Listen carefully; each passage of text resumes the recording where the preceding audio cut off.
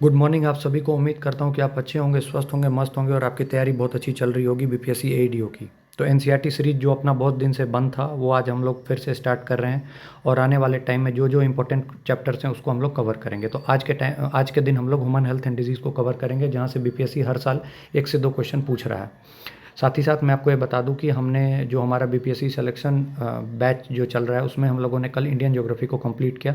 तो वहाँ से आप कंप्लीट जीएस सीरीज जाके देख सकते हैं। आज से वहाँ पे साइंस स्टार्ट होगा। साइंस में भी पार्टिकुलरली आज हम लोग फिजिक्स को कवर करेंगे। ठीक है, तो आइए स्टार्ट करते हैं ह्यूमन हेल्थ एंड डिजीज़। ठीक है, इसमें सबसे पहले आपको जो पढ़ना है वो बेसिक चीज़ पढ़ना है कि हम कौन सी बीमारी किसके कारण होती है। ठीक है, देखिए जैसे पहले के टाइम में कहा जाता था कि कुछ कुछ किताब से, या ग्रीक के जो साइंटिस्ट वगैरह थे, आयुर्वेदिक जो मतलब हिपोक्रेट्स जैसे कि ये थे, वो मानते थे कि पर्सन जिसके पास बढ़िया पर्सनैलिटी है उन्हीं को जो है सो फीवर होता था, ऐसा बोला जाता था। बाद में फिर इस चीज़ को रियलाइज़ किया गया कि ऐसा कुछ नहीं है, क्योंकि जब ब्लड सर्कुलेशन की डिस्कवरी हुई जिस विलियम हार्वे ने किया, तब उन्होंने बताया कि ये नॉर्मल बॉडी टेम्परेचर जो है, सो ऐसा कुछ नहीं है कि गुड ह्यूमर हाइपोथेसिस वगैरह सब ऐसा कि मतलब जिसके पास बहुत पैसा है या कोई वेल्थ वाला पर्सन है तो उसको ही जो है सो बीमारी होगी या फिर उसको बुखार होगा, ऐसा उन्होंने नहीं कहा। फिर बाद में उन्होंने कहा कि हेल्थ जो है वो किस किस चीज़ से अफेक्ट होता है, तो उन्होंने बताया कि health is affected by genetic disorder. मतलब मानिए कोई बच्चा कोई बीमारी लेके ही जन्मा है तो वो डिफेक्ट जो है उसके पेरेंट से उस तक का है। दूसरा,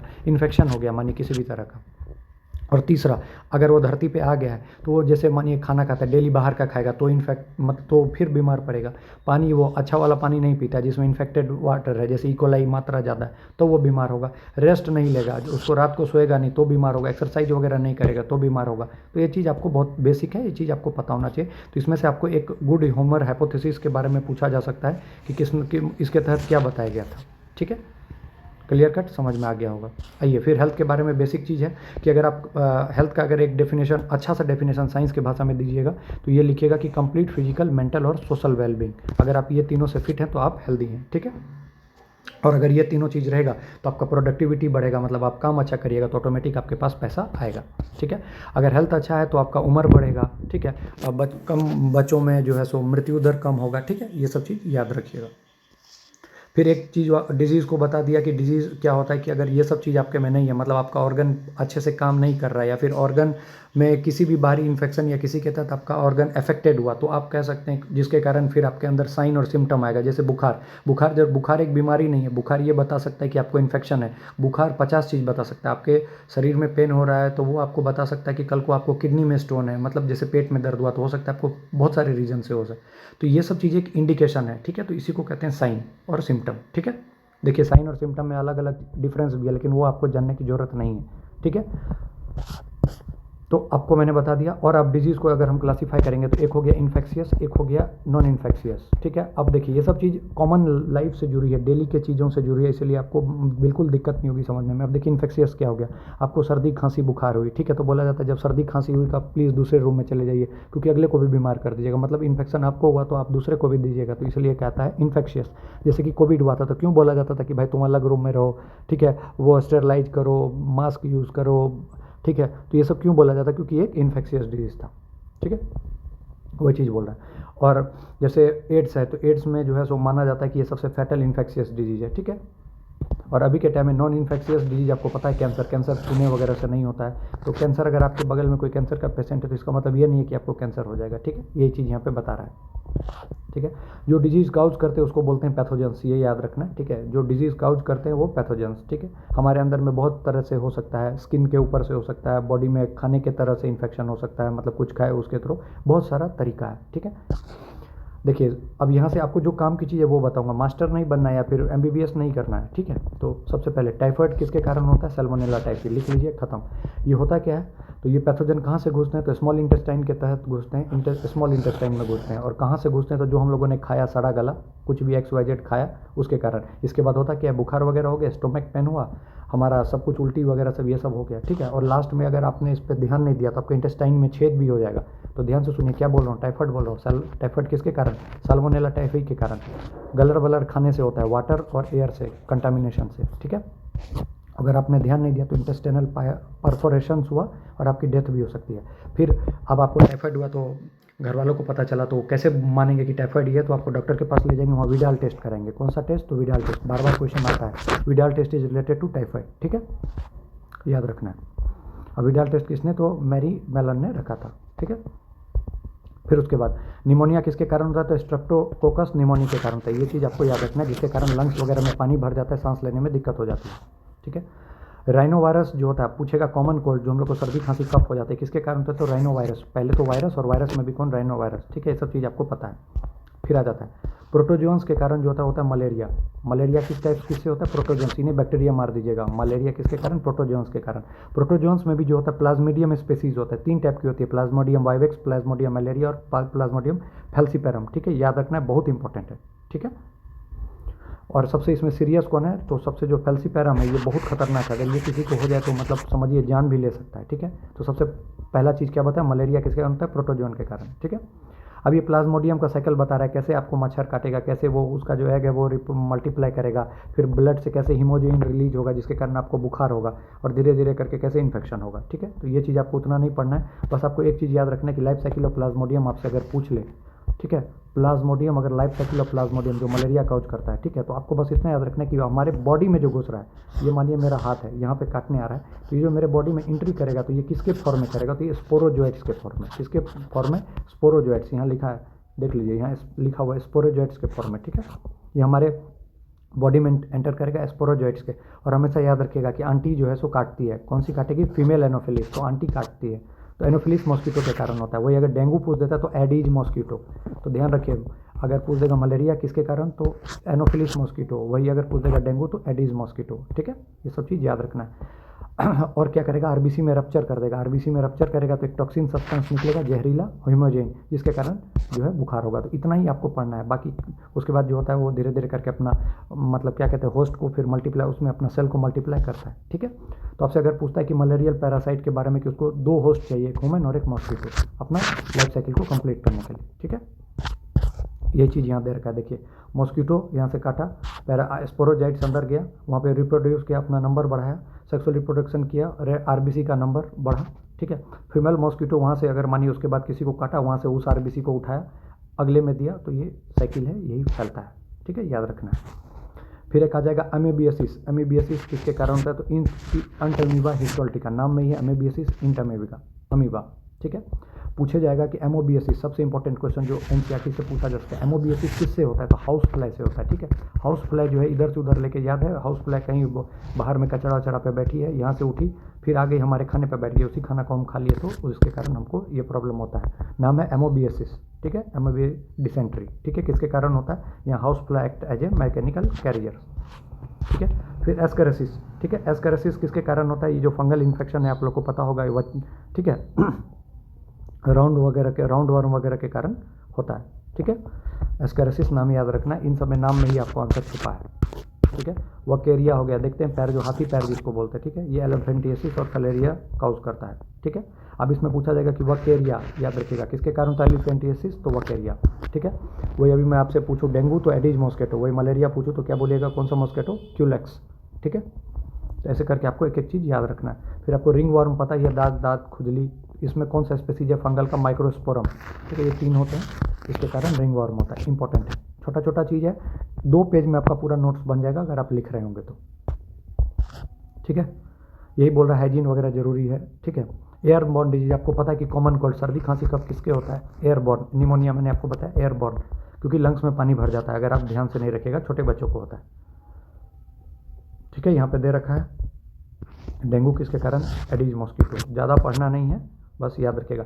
अब जब बहुत ज़्यादा मच्छर हो जाते हैं, जैसे मानिए पानी में बहुत मच्छर, तो यहाँ गेम्बूसिया मछली को छोड़ दिया जाता है, वो क्या करती है, सारी मछली को खा जाती है। तो पूछा जाएगा कि मॉस्किटो लार्वा को जो है सो ख़त्म करने के लिए कौन सा, तो गेम्बूसिया जो है मछली यूज़ किया जा सकता है, ठीक है। इम्यूनिटी, फिर उसके बाद देखेंगे तो इम्यूनिटी क्या है, कि हमारे बॉडी जो लड़ता है, तो हमारी बॉडी जो बाहर से जो एंटीजेंस आएंगे उनसे लड़ेगा, तो हमारा बॉडी जो रिस्पांस देगा उसको कहते हैं इम्यूनिटी। इम्यूनिटी 2 टाइप की होती है, innate immunity, acquired immunity. Innate immunity जो हम पैदा हुए, जो हमारे साथ पहले से ही प्रेजेंट है, उसको बोलेंगे इनेट। एक्वायर्ड जो हम धरती पर आने के बाद जो मिला वो कहेंगे एक्वायर्ड, ठीक है। इनेट इम्यूनिटी, ठीक है, तो ये हम लोग को पैदा होते ही मिला था। उसमें बहुत सारे बैरियर्स आते हैं, तो फिजिकल बैरियर्स आते हैं। स्किन क्या, हमारा पहला फिजिकल बैरियर है। स्किन क्या बैरियर है, आपको कोई भी इन्फेक्शन होगा या कोई भी आपको कुछ भी करेगा तो स्किन उसको रोकेगा। तो ये हमारा जन्म से ही हम पैदा हुए थे तो आया था, तो वो कहलाया फिजिकल बैरियर्स। तो फिजिकल बैरियर्स में अगर पूछेगा तो सबसे पहले स्किन, फिर म्यूकस वगैरह कोटिंग है, ठीक है, ये सब चीज़ आपको याद रखना है, ठीक है। फिर फिजियोलॉजिकल बैरियर्स आ गया, एसिड इन स्टोमक, कुछ भी XYZ है तो हमारे वो बॉडी पे अगर असर किया तो हमारा जो पेट से सीक्रेट होता है एसिड वगैरह वो उसको पहले तो मतलब आसानी से काम करने नहीं देगा, ठीक है। फिर सेलुलर बैरियर्स जो हमारे ल्यूकोसाइट सेल हैं, ठीक है, WBC RBC ये सब उसको छोड़ेंगे नहीं। तो यह सब इनेट इम्यूनिटी मतलब ये बैरियर्स हैं, ये चीज़ रोकेंगे, इन्फेक्शन से रोकेंगे। फिर एक आता है साइटोकाइन बैरियर्स, ठीक है, ये हो गया जिसमें इंटरफेरॉन्स, अल्फा इंटरफेरॉन्स होते हैं साइटोकाइन बैरियर्स में, जो कि वायरल इन्फेक्शन से बचाएंगे। तो देखिए हमारे जो मतलब बैरियर्स, ये जो मैंने आपको चारों पढ़ाया, ये है क्या, ये हमारे कवच हैं जो हमको बीमारी होने नहीं देंगे। एक्वायर्ड इम्यूनिटी आपको पता है कि मतलब एक्वायर्ड इम्यूनिटी क्या है, जैसे आप आए, आपको एक बार हो गया, माता हो गया, उसके बाद आपने इंजेक्शन लिया, तो इंजेक्शन लिया जब वो हुआ तब, ठीक है, हमारे बॉडी में पहले से ही वो चीज़ नहीं था, यहाँ आने के बाद जब हम किसी न किसी चीज़ से इन्फेक्ट हुए तब हमने जो डोज लिया उसको कहेंगे एक्वायर्ड इम्यूनिटी, और वो हम मतलब धरती के आने के बाद हमको वो मिला, ठीक है, तो वो कहलाएगा एक्वायर्ड, ठीक है। जब पैथोजन पहली बार आता है तो हमारा बॉडी जो रिस्पॉन्स देता है उसको बोलते हैं प्राइमरी रिस्पॉन्स, जो कि लो इंटेंसिटी का होता है, ठीक है। और जब दूसरी बार आता है तो वो एमिनेटिक रिस्पॉन्स होता है, मतलब बहुत तेज रिस्पॉन्स, ठीक है, याद रखिएगा, ठीक है। हमारे बॉडी में जो इम्यून रिस्पॉन्स होते हैं वो 2 लिम्फोसाइट होते हैं, उसमें बी लिम्फोसाइट, टी लिम्फोसाइट बचपन से पढ़ते आ रहे होंगे, इंपॉर्टेंट है, क्वेश्चन पूछा जा सकता है। ये एंटीबॉडी का स्ट्रक्चर है, आपसे पूछेगा तो वाई शेप स्ट्रक्चर होता है, ठीक है, ये याद रखिएगा। और जो ये जो बॉन्डिंग है ये डाइसल्फाइड बॉन्डिंग है, ठीक है, इसको हम लिखते हैं H2L2, देखिए 2 हैवी चेन 2 लाइट चेन, इसलिए नाम है H2L2। तो आपसे क्वेश्चन में कल को पूछ दे NCERT से H2L2 क्या है, तो ये क्या किसका है, एंटीबॉडी का जो है सो स्ट्रक्चर है, ठीक है। अब ज़्यादा डीप में नहीं जाना है, ठीक है, मैं आपको काम का चीज़ बस बता रहा हूँ, ठीक है। एक्टिव इम्यूनिटी, पैसिव इम्यूनिटी, ठीक है। तो जब भी हमारे मतलब अब मानिए हम होस्ट हैं, हम पर कोई एंटीजन आके हमला किया, ठीक है, तो हमारे जो मतलब बॉडी है वो उसके अगेंस्ट में जो है सो एंटीबॉडी बनाएगा, इसको बोलते हैं एक्टिव इम्यूनिटी। क्या बोलते हैं, एक्टिव इम्यूनिटी, मतलब खुद से वो लड़ रहा है, और बाहर से इंजेक्शन वगैरह दिया गया तो ये पैसिव इम्यूनिटी। क्लियर कट हुआ, समझ में आया, मतलब हमारे शरीर में माने कोई इन्फेक्शन आया तो हमारा बॉडी पहले खुद से लड़ेगा, तो अगर वो लड़ के जीत गया तो हमको इन्फेक्शन होने नहीं देगा, तो वो उसको क्या बोलते हैं, उसको बोलते हैं एक्टिव इम्यूनिटी। पैसिव इम्यूनिटी क्या हुआ, जब हम एक बार इन्फेक्ट हो गए तो हमको बाहर से जो डोज मिला वो हुआ पैसिव इम्यूनिटी। एक्टिव इम्यूनिटी क्या हुआ कि जब हम इन्फेक्टेड हैं, हमारा बॉडी खुद लड़ा, that is known as active immunity, ठीक है। वैक्सीनेशन ये सब आपको पता है, ठीक है। जैसे मैंने किसी को सांप काट लिया तो इंजेक्शन जो बाहर से उसको दिए पेशेंट को, ताकि वो जो है एंटीबॉडी बनाएगा अब खुद से, मतलब बॉडी सुस्त हो चुका है, बॉडी को नहीं पता, लेकिन हम बाहर से जो है उसको इंजेक्शन दिया ताकि अब बॉडी खुद से लड़ो, that is known as passive immunization, ठीक है। Clear cut. फिर आपसे पूछ सकता है कि हेपेटाइटिस बी का जो वैक्सीन बनाते हैं वो किससे लेके बनाते हैं, तो ईस्ट से लेके बनाते हैं, ठीक है। फिर एलर्जी, आपको पता है कि एलर्जी क्या हो गया, बाहर से जो भी हमारे बॉडी का रिस्पांस हो गया, बाहर से मानिए हम लोग कहीं जा रहे हैं और छोटा छोटा डस्ट वगैरह और जिसके कारण हम लोग छींकने लगे, तो हमारे बॉडी का जो एक्जेरेटेड जो रिस्पांस हो गया, this is known as allergy. अब एलर्जी जो होता है वो कौन से टाइप का होता है, इम्यूनोग्लोबिन में, बस इतना याद रखना है, IgE टाइप, ठीक है। मैं आपको बार बार याद दिलाता हूँ, गमदे और मेदाग, गमदे IgG सबसे ज़्यादा परसेंटेज में होता है, और मेदाग MEDAG मॉलिकुलर वेट जो होता है सबसे ज़्यादा IgM का होता है, ठीक है। तो याद रखना है, गमदे में G का सबसे ज़्यादा परसेंटेज होता है, सबसे ज़्यादा अगर बॉडी में पूछे कौन से इम्यूनोग्लोबिन का सबसे ज़्यादा परसेंटेज, तो IgG का, और मॉलिकुलर वेट सबसे ज़्यादा तो IgM का, ठीक है, बता दिए IgE के बारे में, ठीक है। माँ का जो प्लेसेंटा होता है उससे जो बच्चा तक, उससे कौन सा इम्यूनोग्लोबिन पास करता है, तो IgG।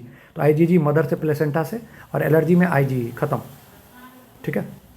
ऑटो इम्यूनिटी क्या होता है, ऑटो इम्यून डिजीज आपने नाम सुना होगा। होता क्या है कि जेनेटिक चेंजेस के कारण ना कई बार हमारे बॉडी को पता नहीं चल पाता है कि हमारा खुद का सेल है कि दूसरा का सेल है, तो ड्यू टू सम फैक्टर्स क्या होता है कि हमारा बॉडी स्टार्ट कर देता है खुद के सेल पर attack, this is known as auto immune disease. इसका एग्जाम्पल दे रखा है रूमेटॉइड आर्थराइटिस, याद रखिएगा, NCERT का एग्जाम्पल है कि कई बार क्या होता है कि हमारा बॉडी अपने सेल और दूसरे के सेल में पहचानने में अंतर हो जाता है। कई बार जो बाहर से एंटीजन आता है ना, हमारा बॉडी यही समझ लेता है कि हमारे बॉडी का ही सेल एंटीजन है, तो उस पर हमला कर लेता है, एंटीबॉडी सिक्रेट बनाता है, ठीक है। तो इसी को बोलते हैं ऑटो इम्यून डिजीज, ठीक है। क्लियर कट समझ में आ रहा होगा, ठीक है।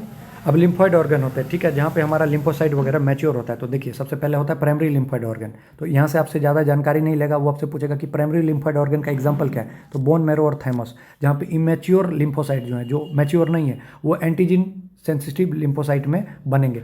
मतलब हमारे बॉडी का, देखिए मैं आपको क्या बोल रहा हूँ कि अगर हम एग्जांपल दे रहा हूँ कि हमारे पहले सेना में जो भर्ती होता है उसको पहले ट्रेनिंग दी जाती है, डायरेक्ट नहीं उसको लड़ा दिया जाता है। तो ट्रेनिंग सेना को जो है सो पहले उसका रिक्रूटमेंट हुआ मानिए अग्निवीर का, उसको ट्रेनिंग दी जाती है कैसे चलाना है, कैसे बंदूक चलाना है। तो वो जो बंदूक चलाना है जब उसको ट्रेनिंग दी जाती है उसको बोलते हैं क्या, उसको बोलते हैं प्राइमरी लिम्फोइड ऑर्गन, ठीक है। और सेकेंडरी लिम्फोइड ऑर्गन जहाँ पर अब वो मैच्योर हो गया वो चला सकता है, ठीक है। तो प्राइमरी लिम्फोइड ऑर्गन जहाँ ट्रेनिंग मतलब जहाँ पर उसको बताया जाता है इमेच्योर लिम्फोसाइट को कि एंटीजन सेंसिटिव में लेके आया जाता है। अब वो समझ में आ गया कि एंटीजन आएगा तो अब कैसे लड़ना है, तो उसके बाद वो पूरे तरीके से करता है, तो वही हो गया सेकेंडरी लिम्फोइड, ठीक है।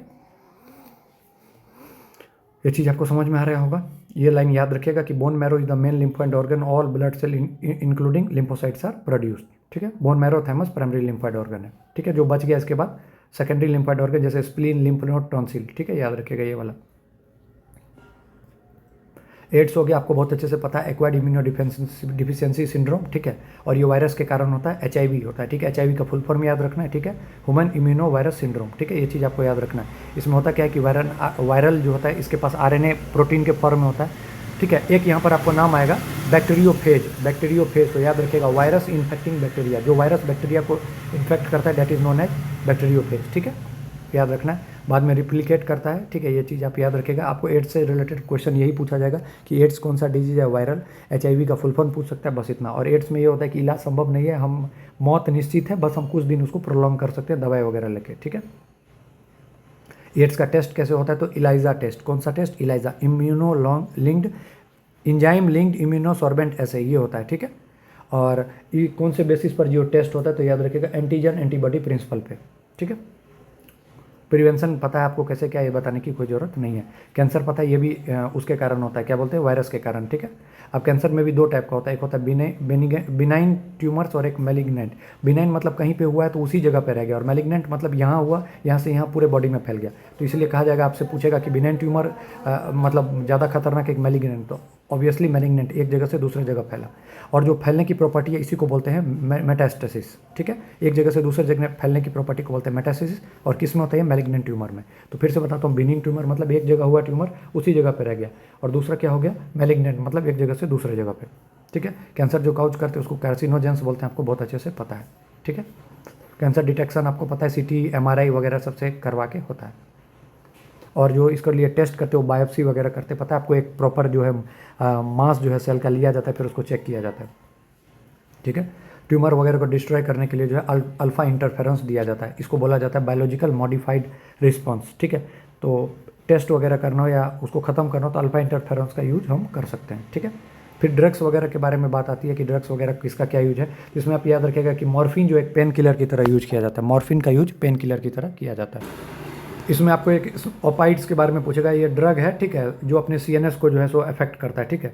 इसी में एक स्मैक का पूछ सकता है कि स्मैक का क्या बोलते हैं, तो diacetyl morphine, smack is chemically diacetyl morphine, ठीक है। ये किस में से मिलता है, तो जब मॉर्फिन को एसिटाइलेशन करेंगे, ठीक है, तो ये क्या बनेगा, ओपियम, और इसी से हम लोग निकालेंगे स्मैक, ठीक है। फिर कैनाबॉइड्स का जो है सो आप ये देख लीजिए, ये ब्रेन वगैरह में करता है, ये किससे मिलता है, तो कैनाबाइड सेटाइवा से मिलता है, ठीक है, याद रखना। कोकीन वगैरह पता है, ये सब बेसिक चीज़ है। इसके बाद ये धतूरा का जो है सो आप ये देख लीजिए, ठीक है। ज़्यादा कुछ इसमें इंपॉर्टेंट नहीं है, ठीक है, जितना मैंने बता दिया अभी तक अब, ठीक है। वही ड्रग अल्कोहल कैसे क्या यूज करना चाहिए, कैसे आजकल के बच्चे कैसे उसमें हो रहे हैं, कैसे उनका काउंसलिंग करना बेहद ज़रूरी है, ठीक है, यही सब चीज़ बता रहा है। एडिक्शन वगैरह, विड्रॉल सिंड्रोम बोलता है, जैसे अगर मानिए कोई नशा वगैरह कर रहा है, अगर उसको अचानक से छोड़ाइएगा तो उसको देखिएगा कि आप मतलब उल्टी वगैरह वॉमिटिंग आ जाएगा, तो इसी को बोलते हैं विड्रॉल सिंड्रोम, ठीक है, ठीक है। फिर सिरोसिस, ज़्यादा दिन तक कोई शराब वगैरह पिया तो लीवर वगैरह सब उसका डैमेज हो जाएगा, इसको कहते हैं सिरोसिस, ठीक है। अब उसको कैसे छोड़ाना है, कैसे क्या करते हैं, अवॉइड अंडर पीयर प्रेशर, वो दोस्तों मुहिम के साथ आके जो है सो ज़बरदस्ती, हाँ भाई पी ले पी ले पी ले पी ले, तो वो पी लेता है। फिर एजुकेशन और काउंसलिंग उसके लिए ज़रूरी है, पेरेंट्स वगैरह का साथ ज़रूरी है, ठीक है, ये सब चीज़ें। तो उम्मीद करता हूँ कि आपको ये समझ में आ गया होगा, ठीक है। इतना कर लीजिए, आपका काम ह्यूमन हेल्थ एंड डिजीज़ में हो जाएगा, ठीक है। बहुत बहुत शुक्रिया, थैंक यू सुनने के लिए, ऑल द बेस्ट।